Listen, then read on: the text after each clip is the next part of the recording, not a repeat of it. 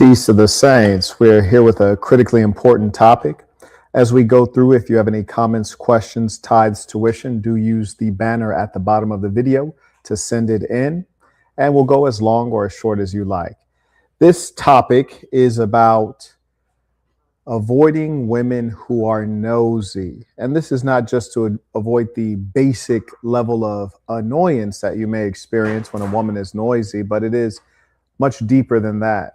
The woman's nosiness actually signals something more significant in her personality. The funny thing is, if you were to use ChatGPT or AI to ask yourself, well, are women more nosy than men?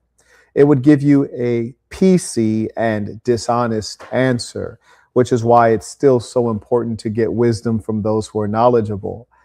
What you'll find from ChatGPT's summary of the literature is a suggestion that women cannot be proven to be any more nosy than men. There are various lexical terms that they use in place of nosy, but we'll keep it colloquial and simple here.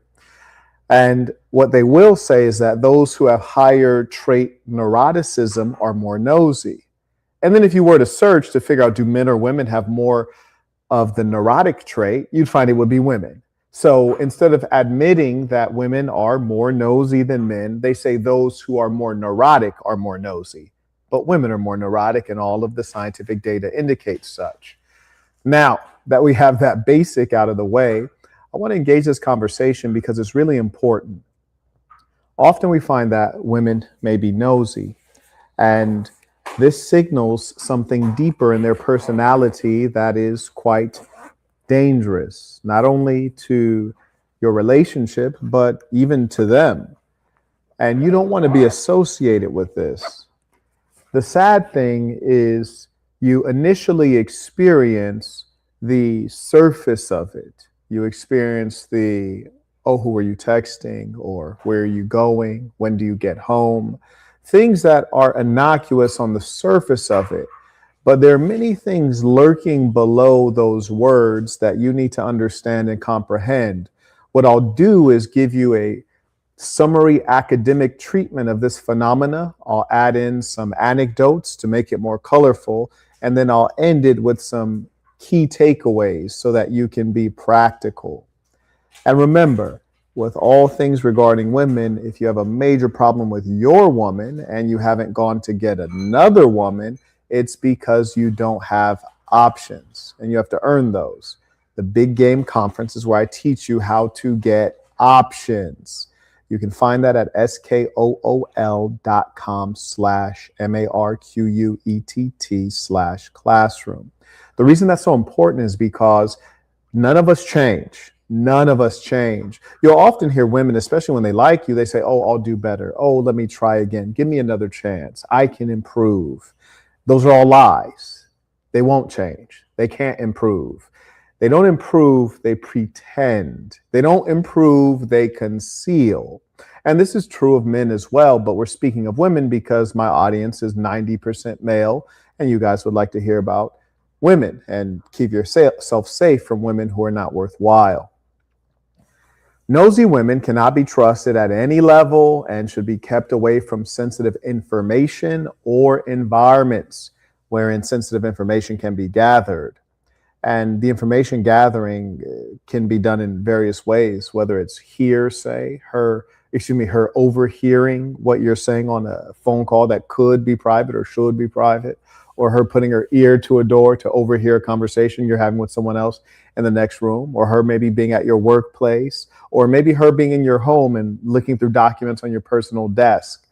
There's so many things that they do to gather information, and the sad reality is that they take this with the seriousness of a FBI agent.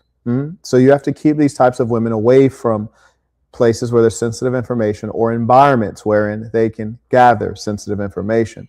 And you might be asking yourself, especially the ladies watching, is Marquett, well, if you have nothing to hide, why do you have to take this kind of consideration? This is not for the guilty man. This is for the wise man. We must know that prior information enables. That's a quotation from the Master Sun Tzu. And when we say prior information enables, which is to say intelligence, it enables. Well, enables what? Well, that blank, that question mark is what's dangerous. Maybe when the woman's on good terms with you, it doesn't enable anything. Maybe she says, oh, I searched, I didn't find anything bad. Or I searched and I didn't find anything bad, but I did find information. I did learn things that maybe are not public. And then when the relationship sours, now that information becomes weaponized, it becomes dangerous. And I'm going to share with you some things that have happened to me. It's been very rare because I don't deal with low class women. I don't deal with low intelligence women, generally speaking. So it's been very rare that I've been victim of female nosiness. May I acknowledge Luis supporting the work via Venmo. Appreciate you. Also, shout out to Clay, came in supporting earlier on PayPal, as did Brandon. Writes tuition, peace to the saints. Appreciate you. And shout out to those men who stand up and make their name known. Shout out to those who pay what they owe. I also acknowledge Mr. Brewer 3118 writes, treat the like button like a doorbell. Hit it on your way in. Oh, absolutely. And I can tell you that since we had our Caravana video air, it's throttled all of my views because it rated that video as 18 plus. And now all of a sudden I can't get over 200 people on the live session. Very curious the way YouTube operates. So this may be a brief one if folks aren't supporting. Looks like we'll need a higher percentage of folks supporting to keep this one going since YouTube has throttled me so greatly. Anyways, carrying on. A nosy woman, these are the type of women who will do the following if they are left in your home. They'll search your medicine cabinets. They'll search your dop kit or your toiletry bag. They'll look through your closets. They'll offer to clean for the purpose of searching your drawers. These are women whom you can't share basic information with. You can't even leave your phone around them because surely they will weaponize it. And while we speak of such, it's worth noting that you gentlemen, those of you who are productive, those of you who are proper men, you don't really, or excuse me, you should not have the inclination to want to search your lady's phone or her private effects, because that is not manly, and it indicates that you have a lack of emotional control and also a lack of meaningful goals in your life. If you were to stumble upon something that's questionable, then yes, you should question it because it's questionable. However, you should not search for that which you do not want or that which you do not like. That is a fool's errand. I'll give you a quick example. The last time I searched a female's phone, I was 16 years old, which is to say a lovesick kid, right? A kid with a lack of emotional control. And so that was 16 years old. Never done it since because I realized it's silly, it's immature, it's a waste of time.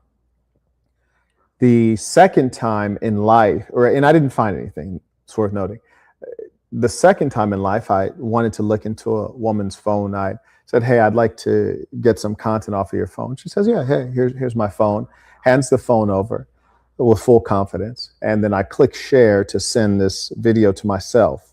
And when you click share on the iPhone, it shows you who the recommended persons are that you can share with. And this is based on frequency, based on how often you communicate with this person, that these suggested individuals will populate. And so I observed that it was a male populated at first. And I thought, gee, that's curious, because this particular woman said that she doesn't communicate with males. And also, I don't deal with women who communicate with males, which is why I selected her. And a pro tip for all of you men is that, again, people don't change, which means you cannot change people. And you should want to make the effort. It's too much energy expended. So in as much as that's the case, you select the woman that shares your values. You don't tell her what your values are and then get her to conform.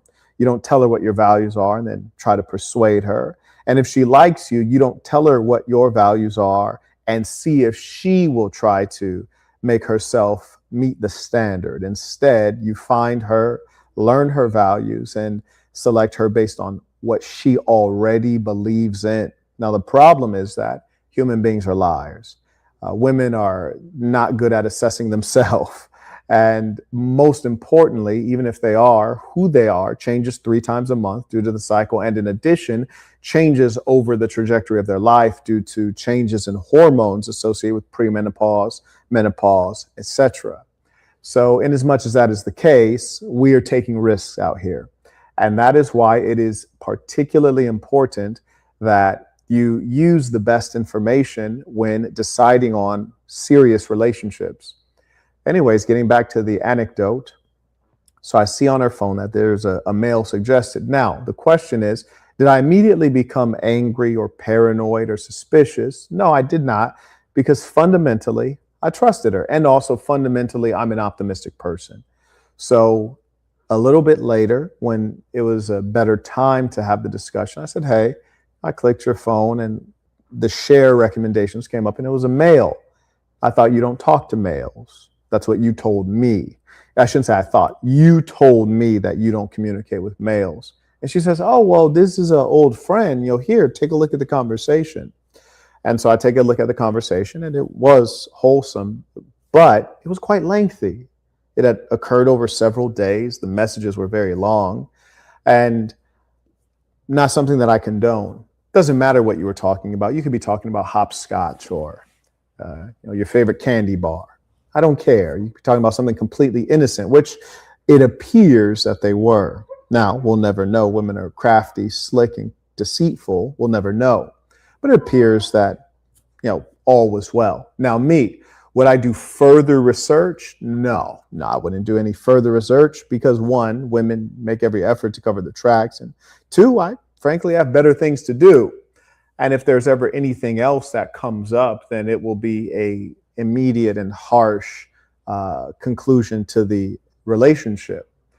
There won't be any discussion. There won't be any explanation. And because I've already observed this thing, then the next thing means that I won't try to learn. I won't try to understand. I will just end things. So anyways, she says, well, but you read the conversation. It was so wholesome. I say, well, I read what was there. You could have deleted things. I wouldn't put that past anyone. Trust is good, but proof is better. And in an age such as this, I tend to rely on proof and science when it's available. When it's not available, I just go with, I don't know. And in this case, I don't know. And certainly I'd have to stick with the concept of I don't know because you told me you don't communicate with men. And then she says, well, I knew this guy from college and he was a boyfriend of my girlfriend. And, he messaged me, asked me how I was doing. So we're just chatting up on how I was doing. I said, for 5 days, that's quite a long time. I say, you're dead wrong.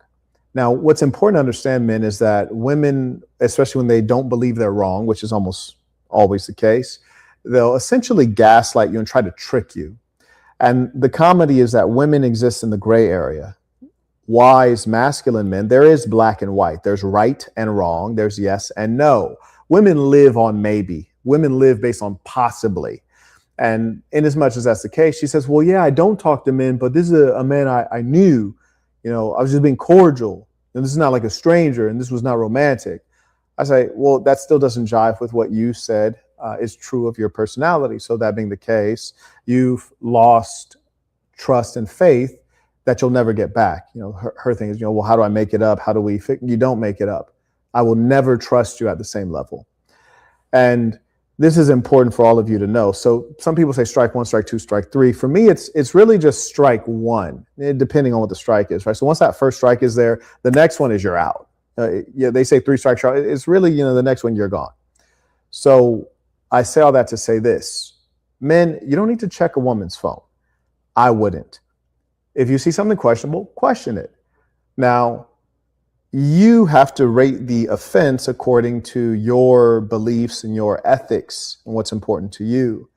You see, most men would say, oh, I looked through the conversation, it was completely wholesome. All is well. No, all is not well. She lied about who she is. That's number one. And who we are does not change. And then number two, she carried it on for 5 days, didn't feel any guilt. So her fitra, her natural sense of right and wrong is off. And it also lets you know maybe there are other things she's carrying on guiltless and they're completely wrong. So now you have to know that her moral compass is screwed up. So you can't trust her to make her own decisions, nor can you trust her, as far as you can throw her. Doesn't mean she's a bad person, may simply mean she's not for you. Now, if you were a weak male or an effeminate male, or if this was the roles are reversed, which we should never think of such things, then a woman would then be consistently paranoid and like, hey, let me see your phone. Who are you texting? All this stuff. For me, no, that's not the case. Now, will the way I view the person and treat the person change? Absolutely, because I view you as a different person than I initially knew you to be. So I have to treat you based on how I view you now at the current time. So that's a major difference.